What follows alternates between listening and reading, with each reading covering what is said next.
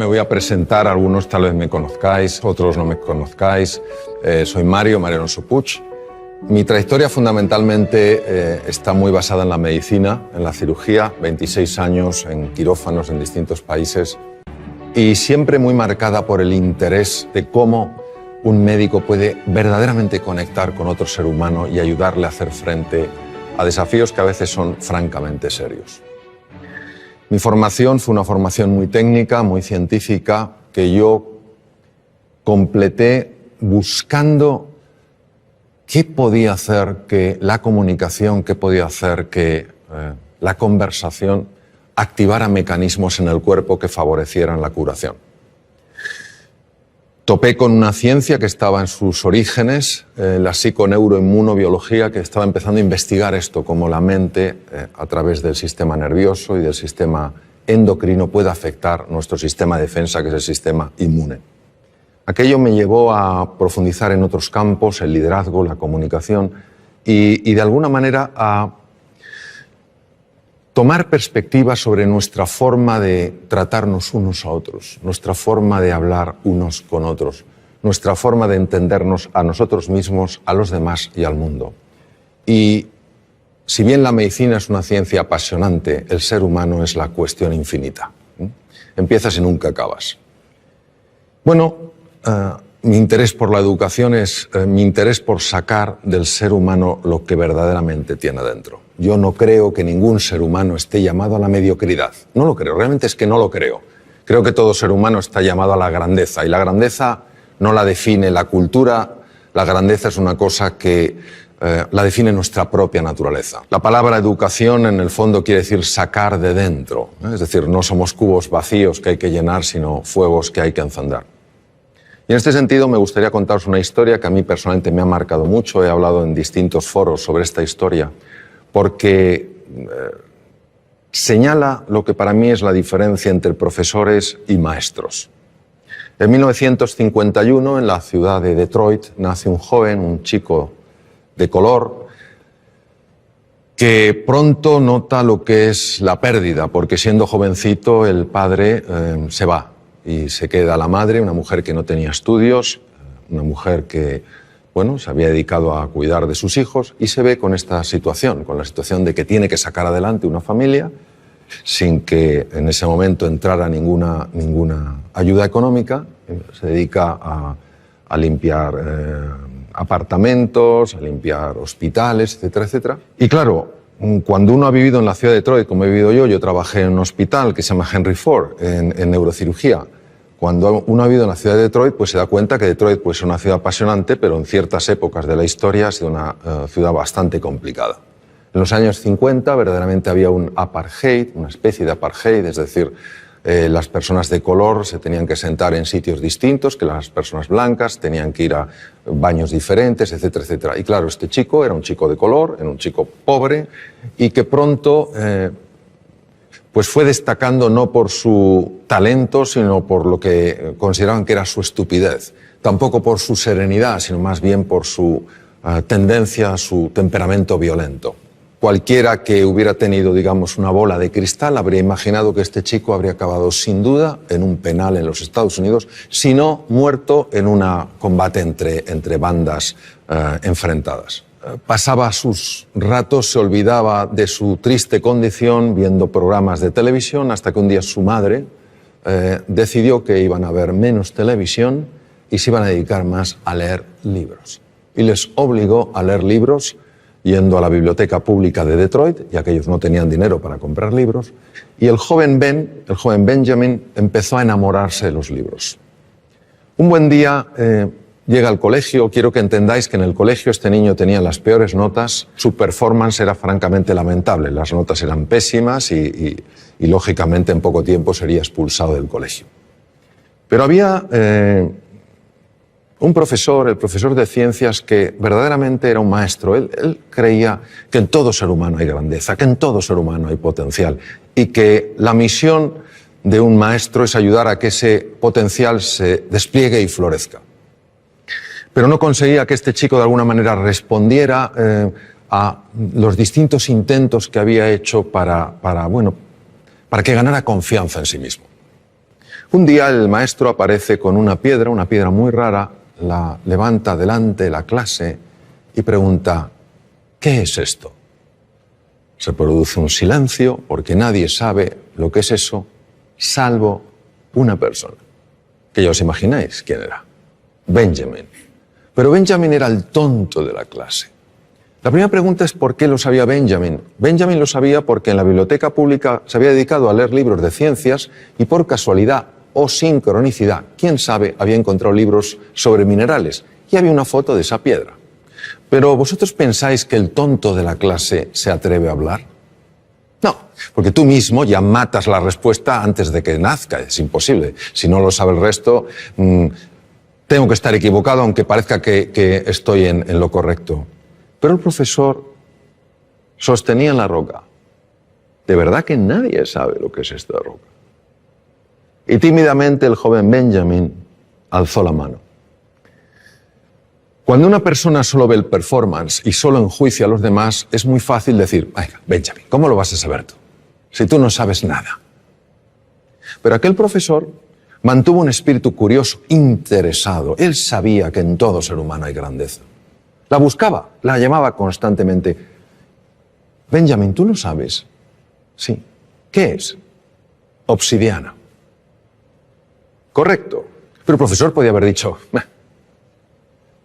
todo el mundo puede tener suerte en esta vida. ¿Podía haber dicho eso? No, porque él estaba buscando del hilo que te lleva a la madeja. ¿Pues sabes algo más de la obsidiana? Y vaya que sí sabía el joven Benjamin. Empezó a hablar sobre la obsidiana, las temperaturas elevadísimas, luego el frío, cómo cristaliza la roca, etcétera, etcétera. Lo que podría parecer una cosa sencilla, sin más importancia, banal, supuso un antes y un después en la vida de este chico, porque este chico recuperó la confianza en sí mismo, creyó que era posible aprender, creyó en sí mismo, creyó que a pesar de su triste cuna, por decirlo de una manera, podía tener un brillante futuro. Este chico pasó de ser el último de la clase a ser el mejor estudiante de su colegio. Hizo realidad su más profundo sueño, que era absolutamente imposible: ser médico. Se convirtió en el mejor neurocirujano infantil de la historia, profesor Ben Carson. Ben Carson en 1987 hizo una operación de separar a dos gemelos siameses unidos a nivel craneoencefálico. Todas las cirugías que se habían hecho hasta aquel momento para separar lo que se llama un cráneo pago, esta malformación craneoencefálica, todas los niños habían muerto en la mesa de quirófano. En esta operación, en 1987, intervinieron 70 profesionales de la medicina y duró 22 horas. Los dos niños salieron adelante, vivieron y estuvieron bien y sanos. Él aplicó técnicas especiales de cirugía cardíaca a la neurocirugía. A nadie se le habían ocurrido.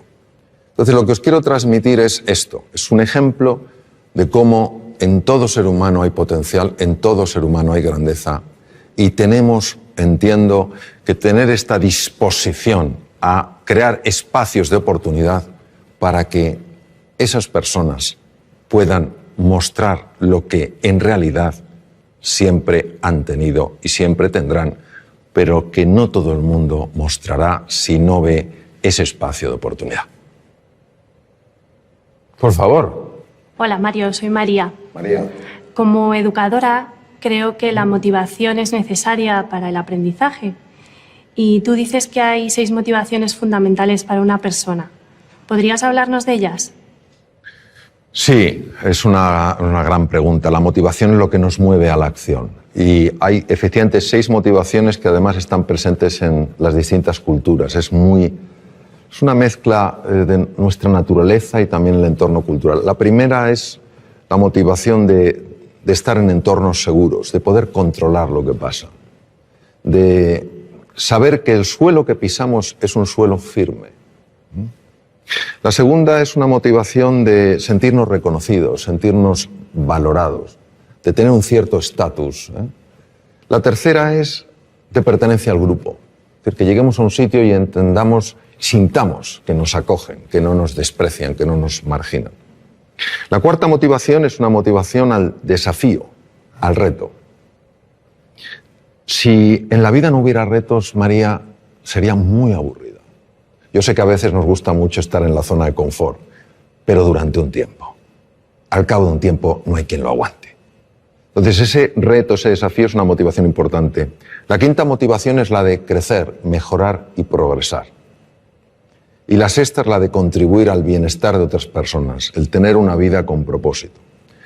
Lo más importante son las motivaciones fundamentales que nos mueven dentro de las 6. Si una persona toda su fuerza la lleva a la aventura, la lleva al descubrimiento, al reto, y sin embargo no cuida un poco la motivación de la seguridad, pues a lo mejor se puede meter en aventuras insensatas, ¿no? Entonces hay un equilibrio natural que hace que las personas nos mantengamos de alguna manera en una línea razonable. Cuando alguna de ellas toma una preponderancia o una significancia demasiado grande, es cuando podemos tener ciertos problemas. ¿Le respondí, María? A ti. Hola Mario, soy Lorenzo y soy maestro y veo que hay jóvenes en la familia y en la escuela que todavía no han descubierto sus talentos, ni siquiera saben que tienen talentos. Entonces la pregunta es, ¿cómo podemos captar esos talentos y cómo podemos potenciarlos? Fíjate, si nadie se ha dado cuenta, ni en la familia, ni en la escuela, que ese joven tiene talento, yo diría que el problema no está en el joven, está en la familia y en la escuela.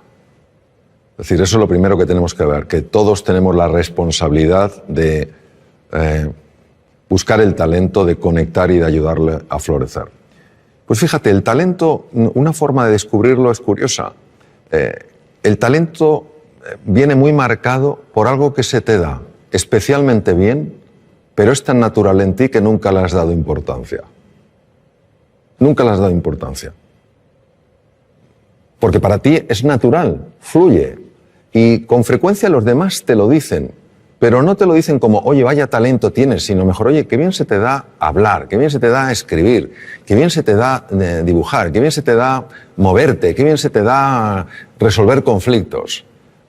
Y como es natural, no le das ningún valor. Mi experiencia a lo largo de los años me viene a mostrar que uno ha de buscar el talento en aquello que le es natural, porque el talento siempre deja huella, siempre se expresa. Y hay cosas que nos pueden parecer que son irrelevantes. O sea, yo, por ejemplo, me decían de jovencito, oye, cuando cuentas una historia es que nos quedamos absortos. Yo jamás pensé que esto tendría tanto impacto con mis enfermos. Cuando les contaba a mis enfermos las cosas, cómo íbamos a luchar juntos contra la enfermedad, etcétera, etcétera, y yo veía que se producía un estado de ánimo en ellos sorprendente, tampoco pensé que eso tuviera especial valor, ni que me dedicara luego en la segunda etapa de mi vida mucho más al tema de la comunicación, a escribir. Pues eso es lo que quiero decir, que todo ser humano tiene un talento y ese talento va dejando huellas, va mandando mensajes y tenemos que ser un poco más sensibles para entender que el talento tiene muchas formas. Y luego, por otra parte, te diré, Lorenzo, que es muy importante mirar a todo ser humano como se mira aquello que ves como sumamente valioso. De toda la conversación, lo más importante es la forma de mirar. Porque la forma de mirar tiene la capacidad de transmitir con enorme hondura cómo tú estás viendo a esa persona. Cuando tú miras a un ser humano como se mira aquello que es valioso, como somos espejos frente a espejos, esa persona empieza a reconocer su propio valor. Y en ese reconocimiento es más fácil que cualquier talento, cualquier capacidad encuentre un espacio natural para desplegarse. Yo creo que para mí eso es clave. Ver a todo ser humano como grandeza en potencia. Unos lo expresarán en mayor o menor grado, pero esa grandeza está en todo ser humano. Hola Mario, mi nombre es Antonio, soy maestro de educación primaria Y mi pregunta es la siguiente. En alguna entrevista mencionas a Gandhi, que sabemos que era abogado de formación, pero nunca ganó ningún pleito. Pero, sin embargo, podemos decir que llegó a cambiar el mundo. Entonces, ¿nos podría explicar este ejemplo y, sobre todo, cómo aplicarlo al ámbito educativo? Sí, la historia de Gandhi es una historia verdaderamente, yo diría, sorprendente. Gandhi padecía lo que se podía llamar una enorme timidez, una timidez profundamente limitante. Como tú has comentado, él se formó como abogado en Inglaterra, ejerció en Bombay y no ganó ningún pleito. Un abogado tiene que tener una buena retórica, tiene que tener una buena capacidad de comunicación. No la tenía. Tuvieron un problema, un familiar que vivía en Sudáfrica, tuvo un problema legal y consideraron la familia que si el joven Mohandas, su nombre es Mohandas, Mahatma quiere decir alma grande, Mohandas Gandhi fuera allí, a lo mejor en el camino se espabilaba, como cuando se manda a un hijo o a un sobrino que se va al extranjero, a ver si con el aire se espabila. Y entonces, ¿qué pasa? Que algo le sacudió profundamente la injusticia que vio. Y este es un punto clave, porque cuando el corazón de un ser humano es tocado con tal nivel de impacto, el cerebro empieza a operar de una forma radicalmente distinta. Entonces Gandhi fue un hombre que ya ni siquiera movilizaba a la gente por su capacidad de comunicación, su simple presencia ya movilizaba. ¿Qué nos quiere decir esto? Nos quiere decir un poco pues lo que hemos estado hablando antes, que no cabe duda que el elemento genético cuenta, ¿cómo no va a contar? No es el definitivo. Marca una tendencia, pero no determina. Influye, pero no determina. ¿Qué ocurre? Que para que uno dé la vuelta a esa tendencia tiene que tener una fuerza, una motivación. Antes preguntaba María por la motivación. Una motivación lo suficientemente potente para que el cerebro empiece a trabajar de una manera radicalmente distinta. Es lo que te diría. Por eso nunca hay que dar a nadie por perdido. Imaginemos que hubieran dicho, este Mohandas, que no sabe ni siquiera hablar en un juicio. El ser humano siempre nos va a sorprender. Es lo que te diría yo. Y enhorabuena por tu profesión porque es preciosa. Y a la edad en la que tú intervienes, el impacto es impresionante. Impresionante.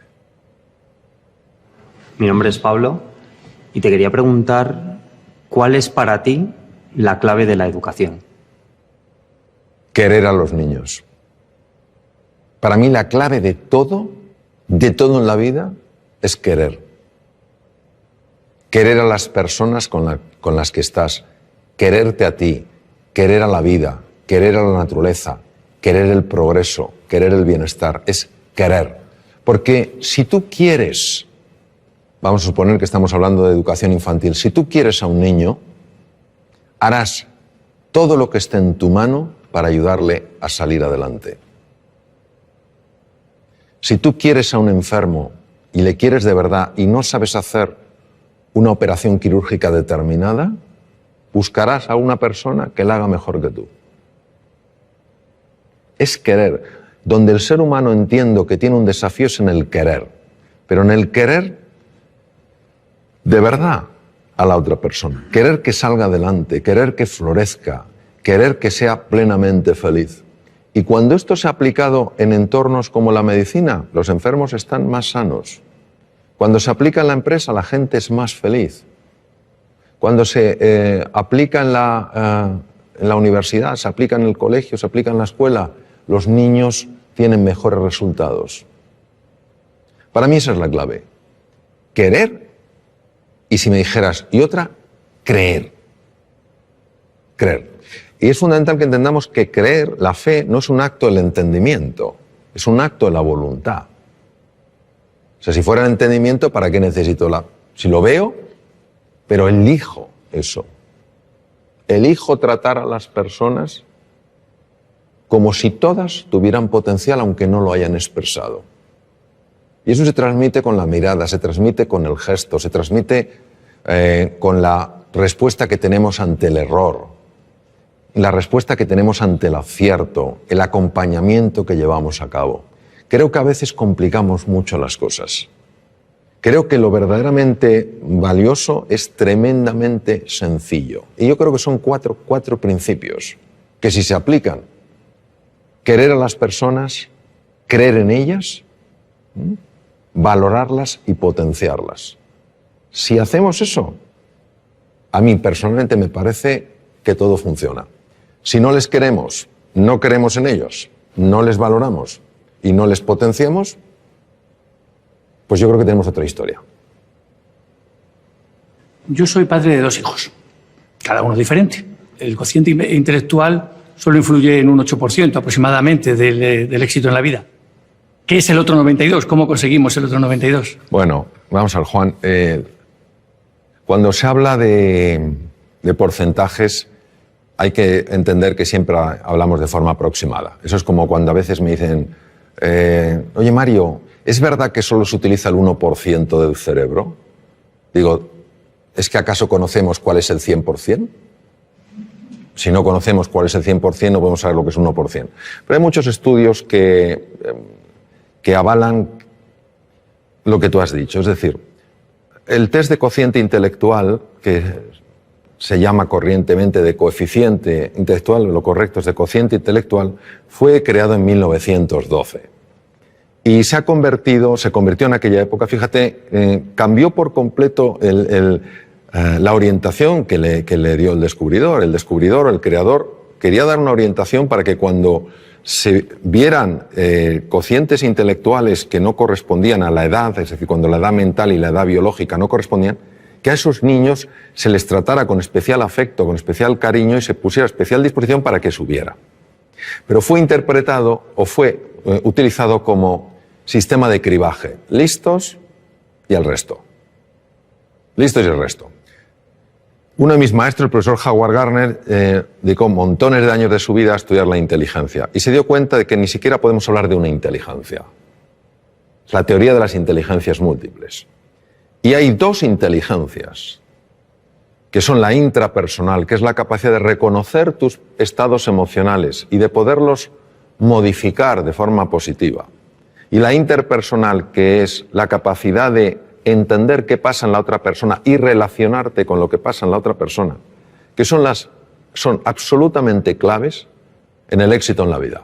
Una persona que no sepa gobernar sus estados de ánimo, que un día se levante sin ganas de hacer nada y ese estado de ánimo no lo pueda alterar, o que un día tenga ira y no sepa canalizar de una manera positiva y adecuada esa ira, o tenga miedo y no pueda superar su miedo, es difícil que progrese en la vida. Una persona que no sepa entender a los demás, que no sepa resolver conflictos, pues es difícil que progrese en la vida. Pues estas 2 inteligencias no existen en el test de cociente intelectual, como no existen otras. La inteligencia musical, la inteligencia kinestésica, la naturista, la espiritual, no están. Entonces, ¿qué ocurre? Que vista la relación que hay entre éxito en la vida, en un sentido amplio, a lo mejor hay que redefinir lo que es el éxito, y cociente intelectual, se ve que efectivamente un porcentaje enorme de personas que han tenido éxito, ese éxito no es atribuible a su test de cociente intelectual. Esto es magnífico porque no niega que el cociente intelectual sea importante, lo que hace es expandir nuestro concepto de la inteligencia. Entonces, sobre tus hijos. Efectivamente, tus hijos son diferentes y es maravilloso que los veas así. Porque si no los vieras diferentes, si los vieras como tú, es que a lo mejor estás proyectando en ellos tu propia forma de ser, ¿no? Habrá uno de tus hijos, tal vez tenga un tipo de inteligencia, el otro tendrá otra. Lo que es importante es que siempre, cuando estén contigo, sientan que son inteligentes.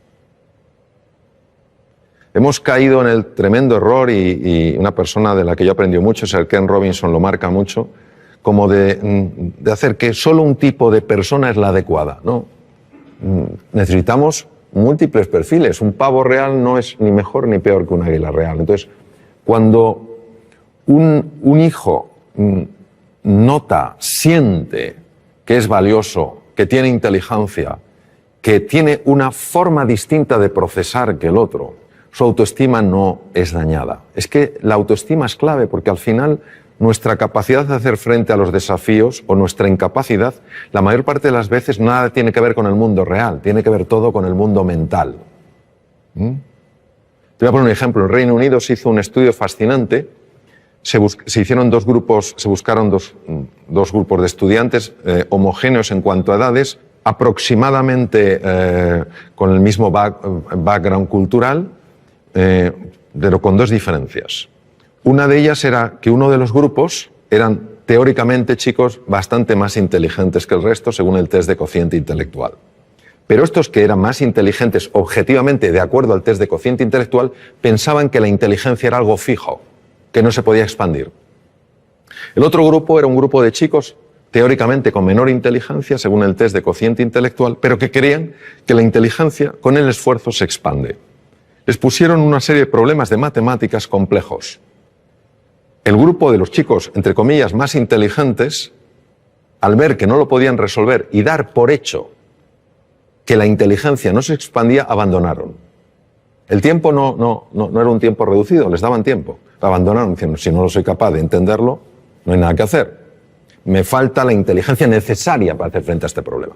Los otros chicos tampoco sabían, y de hecho partían de un nivel inferior, pero creían que la inteligencia se expandía con el esfuerzo, y siguieron, y resolvieron los problemas de matemáticas. Es decir, quedaron mejor. Y eso es lo que te quiero decir, que el componente emocional, el componente autoestima, el componente confianza en ellos y en sus posibilidades es absolutamente crucial. Ellos acabarán encontrando su camino, pero no encontrarán su camino si creen que no son capaces de encontrarlo. Para mí tu libro Reinventarse es una magnífica lectura para momentos complicados y personas que pueden necesitar un cambio en su pensamiento. La pregunta es, ¿qué dice la ciencia acerca de ese cambio de pensamiento? Bueno, la ciencia, Lorenzo, incluye múltiples campos. Entonces me voy a referir, si te parece, a la neurociencia. ¿Te parece? La neurociencia en esto es absolutamente clara, y de hecho Reinventarse lo basé en lo que la ciencia ha descubierto, la neurociencia. Sobre todo lo que se llama la neurociencia afectiva, ¿no? Cómo el cerebro procesa las emociones y los afectos. Sentimientos y emociones están conectados, pero son dos cosas distintas. Y es un tema fascinante que, fíjate la envergadura que tiene, que ya nuestro premio Nobel, Santiago Ramón y Cajal, premio Nobel en 1906, ya lo intuyó. En aquella época era imposible con la tecnología del momento poderlo demostrar, pero era un hombre tan absolutamente genial en su forma de ver las cosas que él lo intuyó, cuando dijo: todo ser humano, si se lo propone, puede ser escultor de su propio cerebro.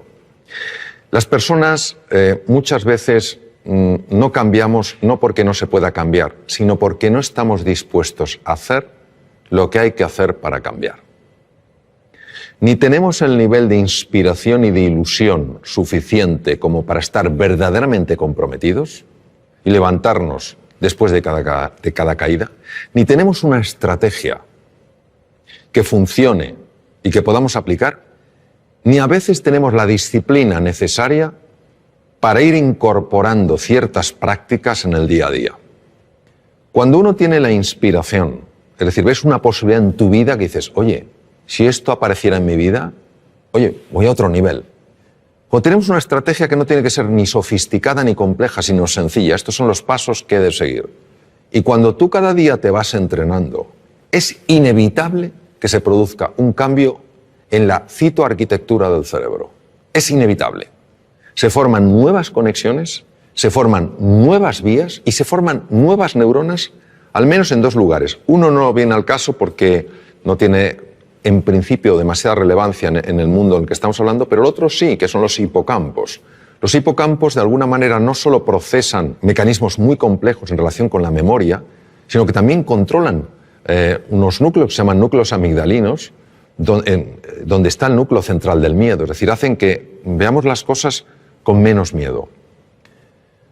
Todos nosotros podemos cambiar, podemos activar genes, podemos desactivar genes, podemos crear nuevas conexiones. Entonces, ¿qué nos dice? Nos dice la neurociencia que vivamos con pasión, con entusiasmo, que vivamos con fe en nosotros y en nuestras posibilidades y que estemos dispuestos a llevar a cabo el entrenamiento necesario para incorporarlo, para que pase del saber al saber hacer.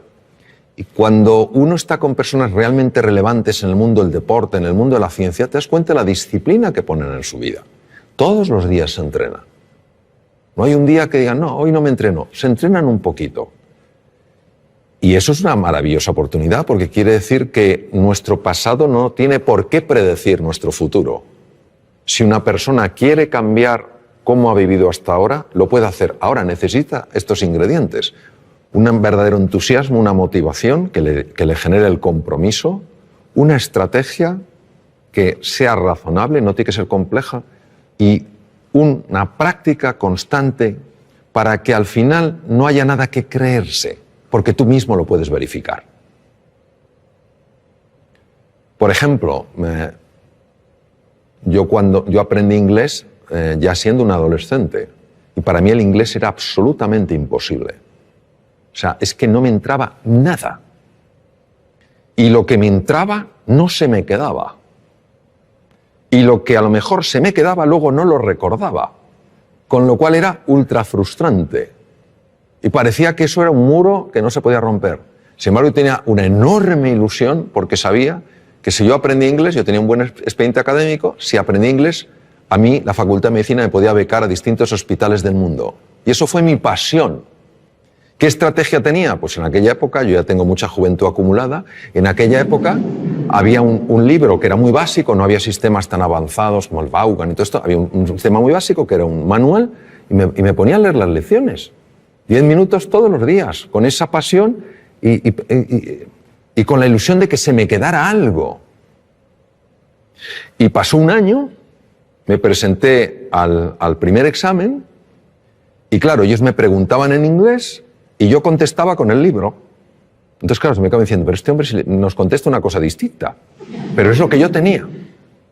Entonces, claro, pero yo seguí y al año y medio se me abrió la cabeza y empecé a absorber el inglés como si fuera una esponja marina. Hoy casi me manejo también en inglés como en español.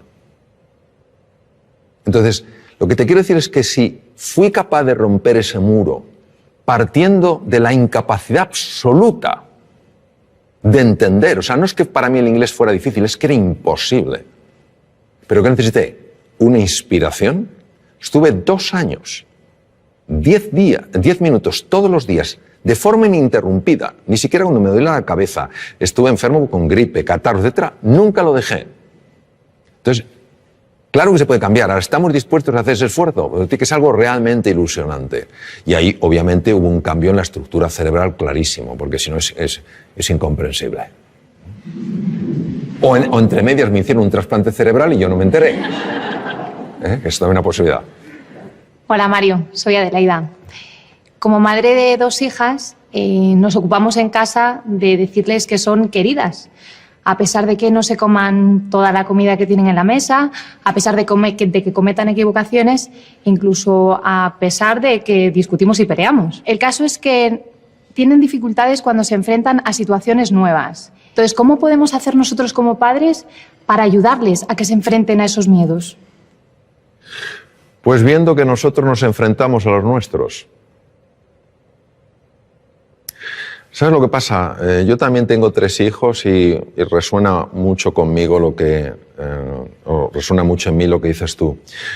Es difícil que los hijos aprendan valentía de los padres, porque les queremos tanto que nuestro miedo a que les pase algo, nuestro miedo a que sufran, nuestro miedo a que lo pasen mal, hace que muchas veces tomemos una actitud hiperprotectora. Y a veces son amigos suyos, otros familiares, los que dicen atrévete, prueba esto, etcétera, etcétera. Entonces, yo te diría, en relación a tu pregunta, es decir, como madre, ¿qué puedes hacer? Bueno, en primer lugar, entender que es normal que nuestros hijos se den golpes, es normal que nuestros hijos experimenten frustraciones y es normal que experimenten dolor, si no, no hay crecimiento. Y a veces los tenemos un poquito entre palmitas, como que no le pase nada, no vaya a sufrir. No. Yo lo que te diría es que hagas 3 cosas. Lo primero es valorarles. Tú ya les estás valorando. Les valoras como personas. La segunda es desafiarles. Es importante que les desafíes para que ellos crezcan. Y la tercera es acompañarles. Es decir, que muchas veces no se sientan solos en el desafío. Hay desafíos que verdaderamente para todo ser humano y en unos niños el que corresponde a su edad, da mucho miedo. Si se sienten acompañados, lo cual no quiere decir llevarles de la mano, si se sienten acompañados se atreven mucho más. Yo haría esas tres cosas, sencillamente valorarles, desafiarles y acompañarles. Y luego dejar que la naturaleza obre. La realidad y el mundo real, al menos como yo lo veo, es mucho más benevolente que el mundo mental. El mundo mental nos monta unas historias. Yo creo que es experiencia de muchos, si no de todos los que estamos aquí, como cuando alguna cosa nos ha dado miedo y hemos dicho, tengo que hacerlo, y le hemos dicho, pero si no era para tanto. Si no era para tanto. El miedo tenemos que verlo no como un oponente, sino como un compañero imprescindible para crecer. Cuando una persona siente miedo, estamos hablando de los miedos habituales, no estoy hablando de ante el depredador. Cuando una persona siente miedo es porque está tocando las barreras, los límites de su zona de confort. Y esa es la llamada para estirarse. Esa es la llamada para crecer. Toda la magia está fuera de la zona de confort. Todos tenemos miedo. En una ocasión, un piloto, hace muchos años, en norteamericano, los mejores pilotos de Boeing 747, los Jumbo, le preguntaron qué sentía al despegar con 400 pasajeros. Y él dijo, miedo. Y el que entrevistó dijo, Dios mío, ¿pero cómo puede tener usted miedo? Así que dijo, no, yo tengo miedo, que no es lo mismo que el miedo me tenga a mí. Cuando yo tengo miedo, tengo un nivel de atención, un nivel de alerta, un nivel de eficiencia que no tendría si para mí fuera algo banal, estaría mucho más despistado. Ahí estoy atento. Pero el miedo no me tiene a mí, es decir, yo no estoy en pánico. Es completamente diferente. Entonces ese puntito tenemos que verlo. Luego que vean en ti también, como yo procuro, con mis errores, por supuesto, que vean en mí que hay una coherencia entre lo que decimos y lo que hacemos. Porque al final nuestros hijos no van a hacer lo que les digamos, van a hacer lo que vean. Hola Mario, mi nombre es Fernando y soy director pedagógico en un colegio. Mi pregunta está relacionada con el micromundo que es siempre un aula. ¿Por qué es tan importante el estado de ánimo de alumnos y profesores en el proceso de aprendizaje y qué estrategias podemos utilizar para conseguir que ese estado de ánimo sea el óptimo? Me gusta especialmente de tu pregunta que incluyas tanto alumnos como profesores, porque creo que es importantísimo valorar el estado de ánimo del profesor. Un sistema educativo que no valora el estado de ánimo del profesor, creo que se equivoca profundamente. El profesor es el elemento más importante del sistema educativo. No es la tecnología, no es el aspecto de las aulas, ni el tamaño de los campos deportivos. Es el profesor. Y si un profesor ha perdido el ánimo, ánimo es alma, se ha desanimado, es importante ayudar a esa persona a que recupere el ánimo porque, primero, es una profesión importantísima. Segundo, porque lo necesita para estar bien y lo necesita para enseñar bien. E igual pasa con el alumno. Si un alumno ha perdido el ánimo, es muy difícil que pueda captar nada. ¿Por qué es tan importante? Nosotros somos hijos de Descartes. Y Descartes, filósofo del siglo XVII, padre de la filosofía racionalista, obviamente fue un hombre muy brillante. Sin embargo, dijo algo que penetró mucho en el inconsciente colectivo y vivimos de acuerdo a aquello.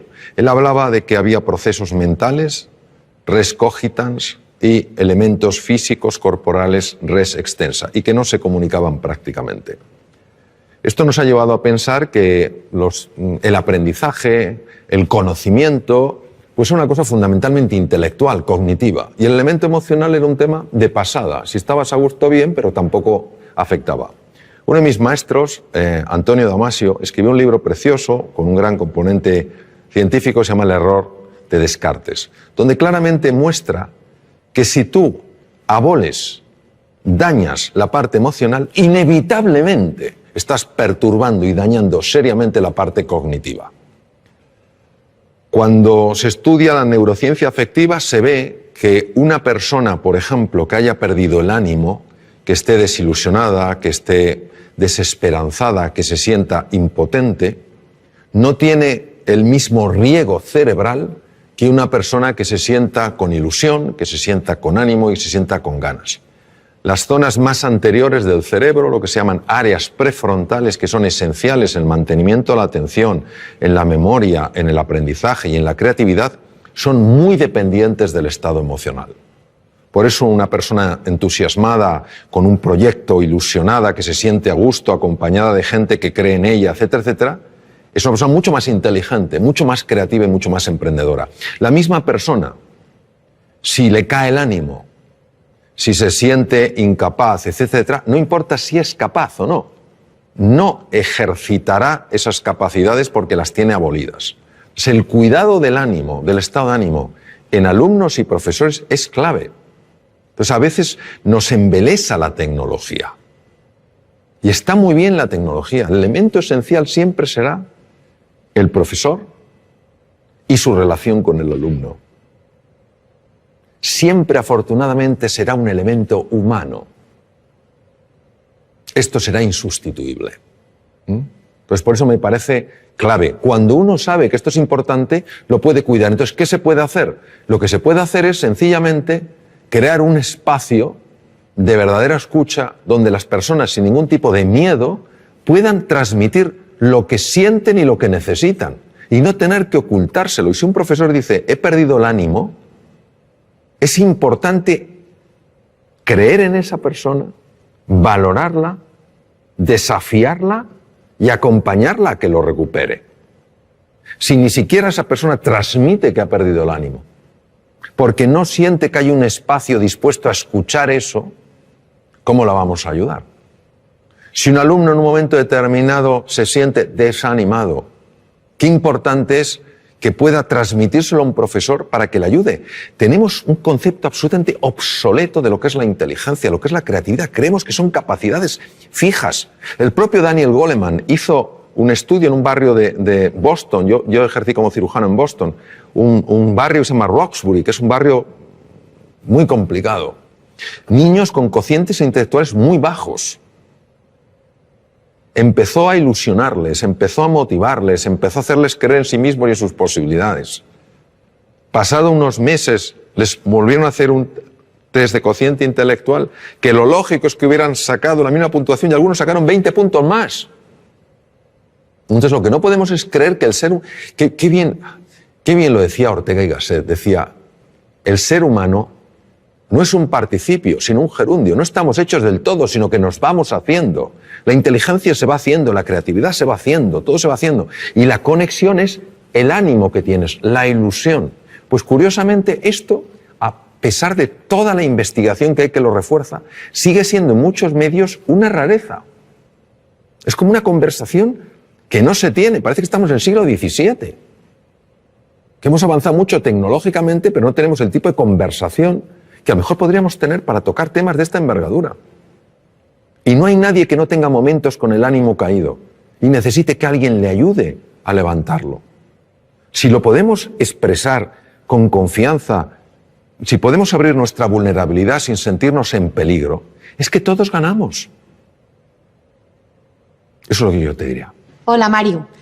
Me gustaría que nos contaras algunas técnicas, consejos o pautas que transmitir a nuestros hijos cuando se ponen nerviosos ante un examen. Esa situación de estrés, de nervios que vivimos, ¿cómo manejarla? El estrés es un campo muy amplio y de gran calado. Entonces, yo lo que te diría es que la razón por la que nos ponemos nerviosos la mayor parte de las veces no es por el hecho en sí, sino por la historia que nos estamos contando acerca del hecho. Es decir, hay un examen y esto obviamente es una prueba. Vamos a ver, si no tienes ni idea del contenido, es normal que estés nervioso. Es decir, pero eso ni lo estamos considerando aquí. Es decir, una persona que se va a un examen y no ha estudiado nada, ya le puede decir, ponte a hacer un poco de mindfulness. No te va a venir la ciencia infusa. No te va a venir la ciencia infusa. O sea, no te van a venir la ciencia infusa. Entonces, estamos hablando de una persona que por lo menos ha hecho un esfuerzo, tiene un cierto conocimiento del contenido y lo que quiere es expresarlo bien. ¿Por qué se pone especialmente nerviosa esa persona? Por lo que se está contando a sí misma. Hay un diálogo interno que es absoluto ruido mental que está diciendo, anda que si sale la pregunta que no te sabes, anda que si no lo escribe bien. Es un discurso que ha sido fotografiado con técnicas de resonancia funcional magnética en cuanto a activación de centros cerebrales, ¿no?, que corresponden a ese discurso, ¿no? Yo te diría que hay varias cosas que sabemos que ayudan a reducir ese estado de ruido, vamos a llamarlo ruido mental, es decir, ese nerviosismo como consecuencia de ruido mental. En primer lugar es hacer ejercicio físico. El ejercicio físico por sí solo tiene la capacidad de reducir el ruido mental. El ejercicio físico no implica apuntarse a un gimnasio, sino moverse más. En segundo lugar, poderlo hablar con alguien de confianza, poder hablar el sentir, poder contar el sentir. Y a veces, si no tienes a nadie, escribe lo que te preocupa, pero en un papel tan pequeño que casi no lo puedas ver. Porque el cerebro está interpretando que si puedes poner el problema en un tamaño tan pequeño es que el problema no es tan grande. ¿Vale? La siguiente cosa que te diría es que se entrenen en una cosa que cada vez tiene, pero por pura lógica, más difusión, que es todo lo que es los estados contemplativos de la conciencia, que no es más, o mindfulness, que lo único que significa es que se entrene en prestar atención a las cosas que son reales, como su respiración, como las sensaciones del cuerpo, porque el otro es mental. Entonces, cuando la narrativa no recibe la misma atención, empieza a tener menos impacto. Y hay una cosa que es clave en el adiestramiento, y yo he visto su tremenda eficacia, que es acostumbrarte a traer la atención al aquí y a la ahora. Es decir, por ejemplo, vamos a suponer que uno de tus hijos está preparándose para el examen y está nervioso como puede estar uno de los míos y cualquiera de nosotros. Esto es una cosa que todos podemos compartir y relacionarnos perfectamente con esa situación. Entonces, claro, empieza a pensar, no, si hubiera estudiado más, si ya me lo decía mamá, no veas tanta tele y estudia un poco más, y no lo he hecho. Anda que si ahora lo hago mal el examen, fíjate qué cosa, qué truco tan sutil y demoledor de lo que se llama la mente dualista. Te está llevando para atrás a lamentarte y te está llevando al futuro a preocuparte. Te priva de fuerza en el presente. Y una cosa que procuro entrenar todo lo que puedo es cuando veo que me estoy lamentando de algo del pasado, inmediatamente vengo al presente. Porque caemos en la tentación de pensar que cuando miro atrás para lamentarme de algo no lo volveré a repetir. Es mentira. Es un truco para que te sientas fatal. Eso es como cuando uno ha decidido reducir su ingesta, lo que come, y llega el momento del postre. Y se acerca el camarero y te dice, por cierto, la especialidad aquí son los postres. Y entonces tímidamente preguntas, ¿no tendrá algo de chocolate? Y dice, señor, la mejor tarta de chocolate del mundo. Entonces es como un deseo irrefrenable de comerte esa tarta de chocolate. Entonces te la comes y cuando te la has comido empiezas a sentirte culpable. No me la tengo que haber comido. Es la misma mente jugando de tal manera que te tenga siempre atrapado. Primero, hace que esa tarta de chocolate sea absolutamente tentadora. Y lo segundo, hace que te sientas culpable. Yo me pregunto, ¿hay alguien que por sentirse culpable ha cambiado alguna conducta? No. Llega la próxima tarta de chocolate y vuelves a caer. Entonces, lo que te quiero decir, cuando se habla tanto del aquí y el ahora, parece que tiene una connotación metafísica o filosófica. No es así, es tremendamente práctica. Cuando tú estás aquí y ahora, la mente no tiene la capacidad de meter tanto ruido. Lo que genera nervios es la mente. Pongamos el ejemplo de un opositor. Este sí que es un examen donde una persona se juega 3, 4, 5 años de estudio, 13 horas diarias, saliendo como mucho un día o medio día a la semana, y hipotecando toda su vida profesional a ese examen. 300 temas, se lo sabe. Llega, le dan al bombo, tema 120 y se queda en blanco. Se retira, se levanta la silla, se va y justo le sale el tema 120. ¿Se lo sabía? Sí. ¿Por qué no ha salido? Porque la narrativa ha empezado a decirle, nunca serás notario. Ese es el problema. Es un entrenamiento. Porque hay que ir en contra de un condicionamiento mental previo. El tema es, ¿cuánto nos va a costar? Yo no creo que esa es la pregunta. La pregunta es hasta dónde nos puede llevar. Hola Mario, soy María. ¿Nos podrías contar qué es el mindfulness y cómo funciona? ¿Y qué evidencias científicas tiene? Sí, claro que sí, María. Lo que pasa es que lo voy a contar de una manera muy visual, porque yo creo que lo vamos a ver mejor. Vamos a suponer que tú y yo estamos dando un paseo, entramos en un parque y vemos un lago, no muy grande, pero un lago. Entonces nos asomamos a ver qué hay en el fondo del lago y si el lago es profundo o no lo es. Pero no podemos ver el fondo. ¿Por qué no lo vemos, María? Porque está el agua turbia. Muy bien. Una de ellas es que el agua esté turbia. Si el agua está turbia, no podemos ver el fondo. Y si el agua no estuviera turbia, sino que fuera absolutamente cristalina, ¿por qué no vemos el fondo? Pues a lo mejor no vemos porque ese agua está agitada. Vamos a suponer que conseguimos que ese agua se serene, que ese agua se tranquilice. Entonces podemos ver el fondo, que puede tener una gran profundidad, ¿verdad? ¿Y qué hay en el fondo? En el fondo puede haber grandes tesoros, ¿no? Me permito recordar que algunos de los mejores tratamientos oncológicos que hay en la actualidad se han obtenido de esponjas marinas. Hay grandes tesoros, grandes oportunidades y también podemos ver cosas pues que no tendrían que estar ahí. Plásticos, basura en el fondo del mar que está haciendo daño a la naturaleza, ¿correcto? Eso es lo que hace el mindfulness. Nuestra mente está agitada y como está agitada no vemos nuestro potencial ni tampoco vemos aquello que nos está lastrando. Cuando conseguimos que ese agua, esa mente se serene, empezamos a ver cosas en nosotros y a experimentar sensaciones y a experimentar realmente descubrimientos, revelaciones, en el sentido de cosas que estaban veladas y se ven, que tienen un poder transformador en la vida. Y también empiezas a ver aquellas cosas que no habías visto de ti y que realmente te están haciendo la vida difícil. Y a veces, para poder limpiar un poco el agua, hay que descubrir dónde está la suciedad. Esto es lo que permite el mindfulness. El mindfulness es un ejercicio puro de la atención para serenar esa mente que por razones que todavía no conocemos está agitada.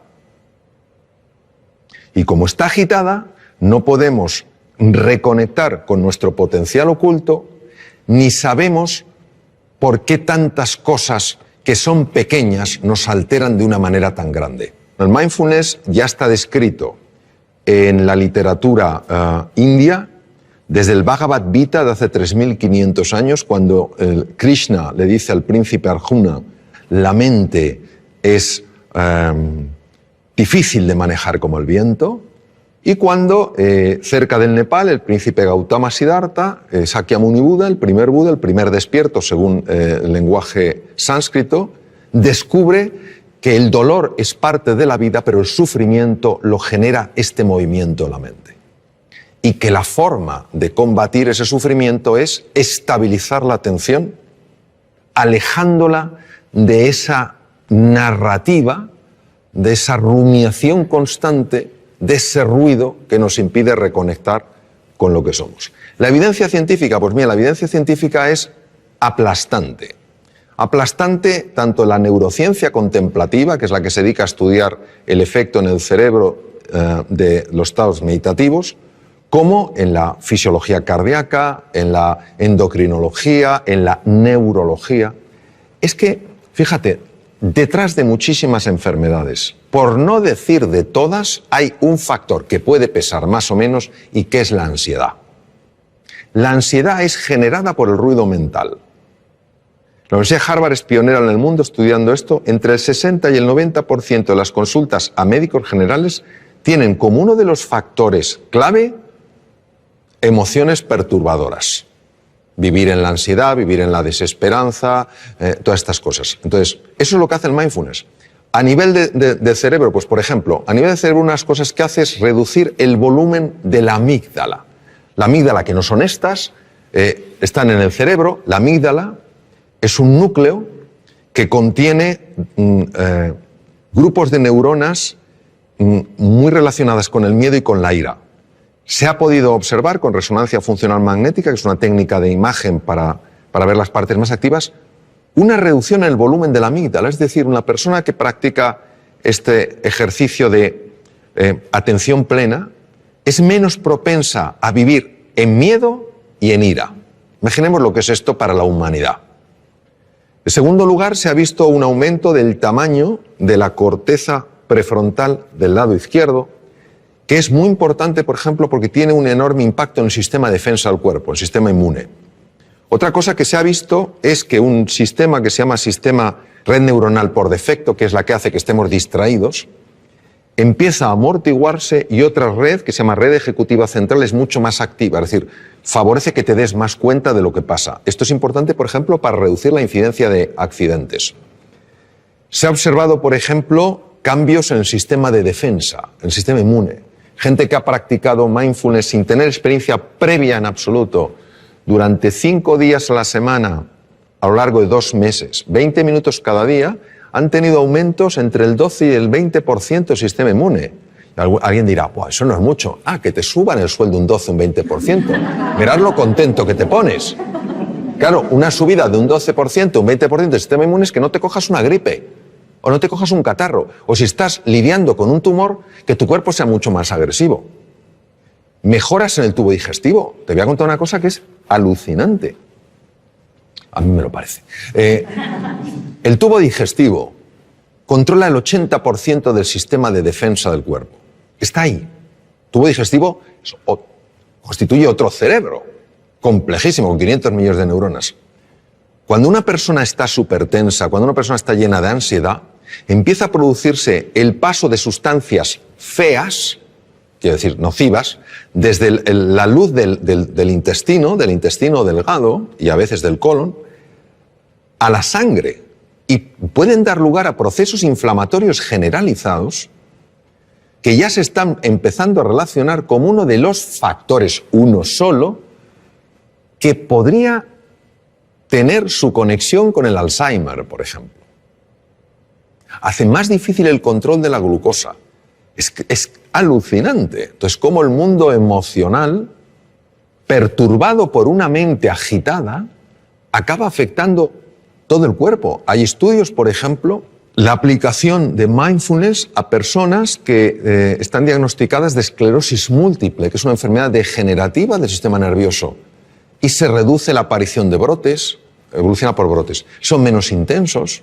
Se está aplicando un montón de cosas, es decir, y además por centros tremendamente serios, donde la investigación no es cuestionable ni anden buscando especiales resultados, sino que están muy bien controlados.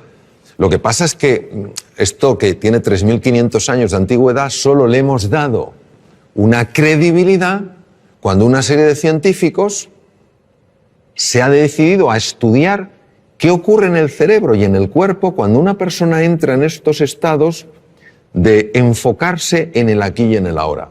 Y también nos ha ayudado a darnos cuenta de la jaula de grillos que tenemos en la cabeza. Y que es una cosa difícil de creer.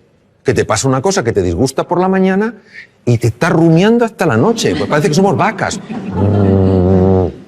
Y que el simple hecho de parar eso hace que el organismo, que tiene una capacidad natural de recuperación, pueda recuperarse. No hay nada mágico aquí. Bueno, sí hay mágico. Que la vida es mágica. Eso es lo que hay de mágico. Pero a veces estos diálogos que tenemos bloquean la magia, no porque la anulen, sino porque no la dejan florecer.